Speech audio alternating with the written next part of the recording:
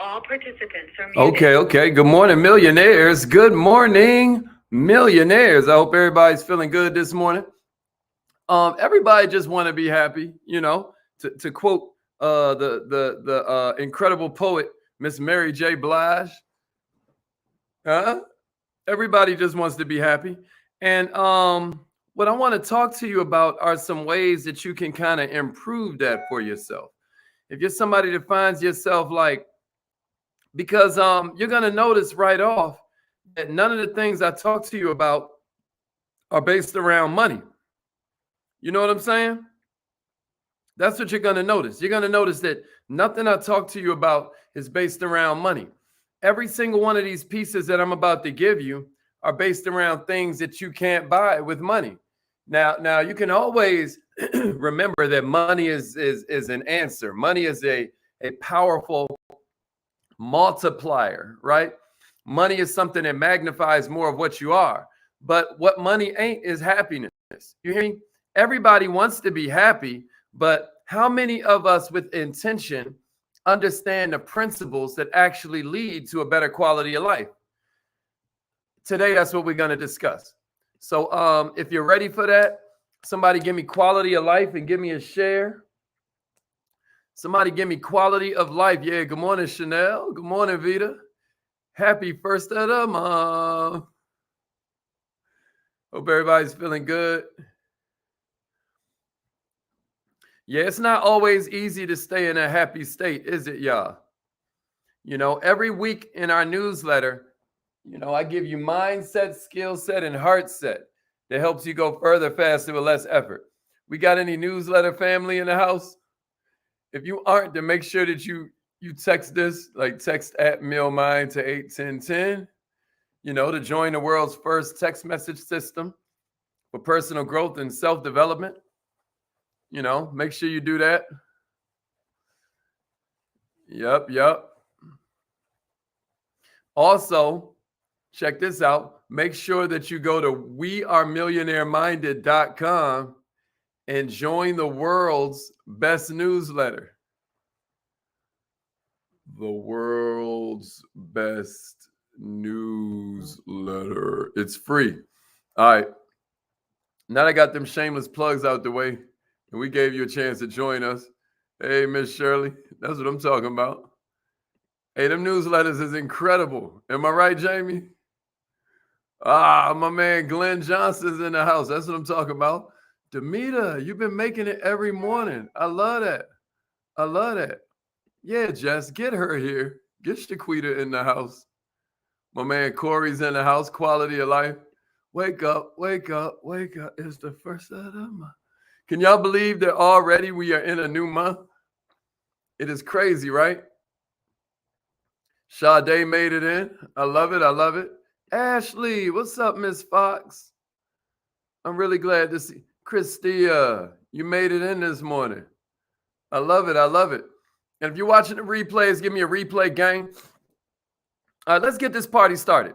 So there's a whole process called the Science of Success. And they sat down with one of the number one course creators in the whole world. And this dude kind of broke down his 5 principles. And I wanted to share them with you because I felt like these were hella helpful. First one was awareness. If you want to improve your quality of life, first thing that they gave you was that you want to improve your awareness, because the best predictor of future behavior is past behavior. That might be something to type in. That might be something to write down. That might be something to circle and underline. The best predictor of future behavior is always going to be past behavior. Think back to a time when you were really, really happy, right? When you were engaged in meaningful experiences. Some of y'all know what I'm talking about because you feel that way right now. Some of y'all are helping close the wealth gap by closing the ownership gap. But if you're not in that sort of season where you're doing really meaningful work that you enjoy, I want you to kind of think back to what were you doing, right? Who were you doing it with? This raises your awareness, right? Using past reflection. Identify what it was that caused these moments to resonate so highly with you. And then ask yourself, how can I have more of that? Somebody give me that in the notes. How can I have more of that? Because if you can understand, and acknowledge what gave you that feeling, you can start to cultivate this desire to replicate these experiences. Am I making sense? Here's the second one I got for you, real quick. Relationships. It will blow your mind if you understood how powerful relationships are in your life. Can you guess what countries are the happiest in the world according to the United Nations? Can you guess? Yeah. How can I have more of that, Donna? Elaine? How can I have more of that, Miss Connor? How can I have more of that, Demita? Yeah. How can I have more of that? How can I have more of that? Look, if they listed you some countries like Denmark, would you believe those are some of the happiest countries? Australia, Colombia, Israel, Holland. Now, some of these countries you might expect, but then, when I threw in the name Israel or I threw in the name Colombia, that probably threw some of y'all off. So why are these countries ranked as the happiest in the world? And why ain't America under there? Why ain't America on the list? It's relationships. Here in America, social media has made us redefine the word friend. We calling friends some kind of Facebook connection. They ain't a friend, dog. You know what I'm saying? The reason these countries are ranked so high on the happiness scale is because in these countries, there's a real emphasis on establishing and cultivating intimate relationships. Do y'all see what's going on in Ukraine right now? Ukraine is kicking Russia's astrology charts. You hear me? Why? Because they not down to back down. Do y'all see what's happening in Ukraine? The president is still in the country. They offered him so many chances to evacuate. You got the model who is Miss Grand Ukraine in military gear. You got other countries enlisting in Ukraine's army right now to help fight Russia. You get what I'm saying? What I'm trying to say to you is that relationships are where your quality of life is. They got recordings of Russian warships trying to get ships to back down, and they cuss them out right before they get murdered. And all that does is build more pride. All that does is get the whole country feeling even more turned up. You get what I'm saying? All throughout history, money has never made people happy. Money has never made people happy. You got Russia that's fighting for money, and then you have Ukraine that's fighting for love. You're always going to get more power from love. You hear what I'm saying? Where's your love coming from? Yo, they're arming the civilians. Not that there's a scoreboard, but they done killed like 4,300 Russians. Even the Russian people are against Putin. You know what I'm saying? All these countries Putin was trying to get to not join NATO, they like, we might need to join NATO. I mean, it's a cluster F. All because Putin put money over relationships. Where's your love coming from? Is it religious organizations? Is it sports? Is it clubs? Where's your hey, you better tell them, Miss Kim. Where are you finding your love? Where is the love? Where is the love? Y'all remember that? In each study, in each country that they studied, they found that there was a huge emphasis.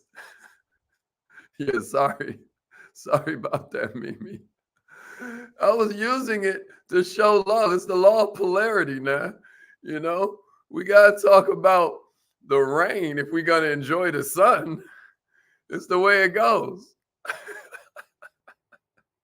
Yeah. But in each one of these countries they studied, what they found was that there was this huge emphasis on cultivating meaningful relationships. And that meaningful relationships have a direct link to happiness. So you need to go in search of like-minded individuals who share your passions, who share your hobbies, right? Shared joy is a double joy. Shared sorrow is half a sorrow. That's an old Swedish proverb. Can y'all dig that? Shared joy is a double joy. Shared sorrow is now half a sorrow. Y'all get that? That's the power of relationship. Here's the third one I got for you. Physical activity. Yeah, where is the love? You know what I'm saying? That's right. Yeah, it's true, Donna. Somebody give me that. Put that in your notes. Shared joy is a double joy. Now I got double the pleasure because I shared it with one of my friends who mean me well. But then shared sorrow makes it half the sorrow. You hear me? Yeah, that's a fact, Demeter. All right, here's number 3, y'all. Physical activity. Physical activity. Physical activity. Keeping your body moving is an incredible way to boost your quality of life because we don't just get our physiology from our psychology. I give you this example all the time where you kind of depressed, now your shoulders slumping, all of that. But also, you can rev yourself up by pulling your shoulders back and getting excited. You can rev yourself up by moving your body. Moving your body cultivates physical health, but it also cultivates mental health. You get what I'm saying? How many of you are willing to commit, since we got a new day, it's a new month, how many of us are willing to commit to regular exercise for at least 30 minutes 3 times a week? Can you do that? 30 minutes 3 times a week. If I can get you to commit to that, let me see it in the comments. Even if you were part of the replay gang, 30 minutes a week, 3 times a week. Can I get you to commit to that? 30 minutes a day, 3 times a week. Somebody willing to commit to that? It's going to do a body good. It's going to do a mind good. You know, this is how you prevent. Let's go, Allie. This is how you prevent chronic disease. Okay, then.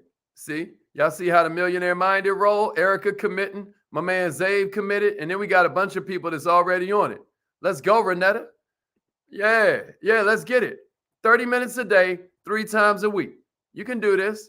Sade, like it's been a goal, but I'm steady out here hustling. You know what I mean? All right, Morose. All right, let's get it, Mr. Harmon. 30 minutes a day, 3 times a week. This will help you improve your physical health. This helps to prevent chronic disease from happening. This releases what they call norepinephrine. I don't expect you to understand that, but serotonin, dopamine, right? You get it naturally now. Isn't that beautiful? Isn't that beautiful? Come on, 30 minutes a day. Come on, coach. I know you've been doing that. Let's go, Gav. Let's go. And that's important, Demeter. That's important. You better share your why, Queen. All right, Jamila. Jamila says she's going to get back to it. I love that. I love that. That's important. That's important. Let's go.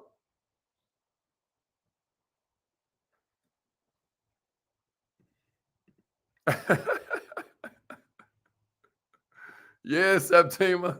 That's what I'm talking about. All right, number 4, learning from failure. That's the 4th one I got for you. Learning from failure. Learning from failure. You can improve your quality of life just by cultivating what's called a growth mindset, which means that all of a sudden, even though we recognize we're all unhappy when we fail, that is actually not the worst thing in the world, because there's 2 different types of responses. One is like, this is awful. This is terrible. I'm never going to succeed now because I'm a failure. And then there's a whole other response. Like, all right, I messed up. It ain't pleasant. It ain't fun. But let me tell you what, I'm about to learn from this. Somebody give it to me in the comments. I'm about to learn from this. I'm about to learn from this. Somebody give it to me in the comments. How can I move forward? How can I become wiser from this experience? How can I never make this particular mistake again? Now, I'm going to keep making mistakes, but how can I not make this mistake again? This is how you become an asset on purpose instead of an accidental liability. This is how you become an example to others instead of a warning. Everybody in life is going to fail every now and then. But here's the play. Usually, our failures are the most enlightening experiences that we ever get. I said it before, I'll say it again. A lot of times we thank God for our harvest and confuse that for our blessings. A lot of times, failures are some of the biggest blessings you'll ever have because it's the failures that lead to a shift in consciousness. And I've told you this before, I'll tell you again, a miracle is just a shift in consciousness. Never forget Peter walked on water too. Never forget Peter walked on water too. It was a shift in consciousness. He started to become aware of the possibilities. He started to become aware of the power of faith.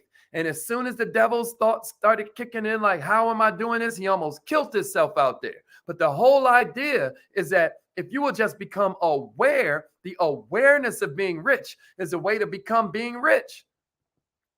The awareness of being a better daughter is how you become a better daughter. The awareness of being a better husband is how you become a better husband. The awareness of being a better brother, the better father, a better mother, a better sister. It's the awareness, right? And how do you get that awareness? From making mistakes, yeah, right? Your ability to emerge smarter and wiser from the experience is what separates those who find success from those who bury themselves in negativity. And then the fifth one I got for you, y'all, since we're talking about expanding quality of life, is don't expect to always be happy. Don't expect to always be happy, y'all. There are only two kinds of people who don't experience painful emotions. There are only two types of people who don't experience painful emotions. The first are psychopaths, and the second one is dead people. You know what I mean? The reason I know you sometimes experience painful emotions is because you're alive. You know what I'm saying? If you expect to always be happy, then you're saying it's okay to punish yourself when you feel negative emotions. Not cool. But here's the paradox. If you will accept these negative emotions, you're allowing yourself to let them pass. By fighting them, all you're doing is keeping them in focus. We must bring our energy not to fighting the old, but into creating the new. Yesterday, I put as a caption on some picture, I was like, yo, you know, the secret to loving your life is about how you think about what you already have. You count your blessings, you'll always have more. You count your burdens, and you'll never have enough. Simone, you crazy. All right. So all I'm saying is embrace these feelings, embrace these emotions, because that means you ain't a psychopath, and that means you're alive. All right. So which one of these is your favorite? Let me see them in the comments. Which one of these is the one you need to work on the most? Let me see it in the comments. Which one was your favorite? Was it learning from failure? Was it physical activity? Was it cultivating better relationships? Call in right now, y'all. Call in right now. Was it the fact that you can't always expect to be happy? Right? Which one was your favorite? Was it just increasing your awareness? Let me hear it. Let me hear it. Let me hear it. Because it's the first of the month. Huh?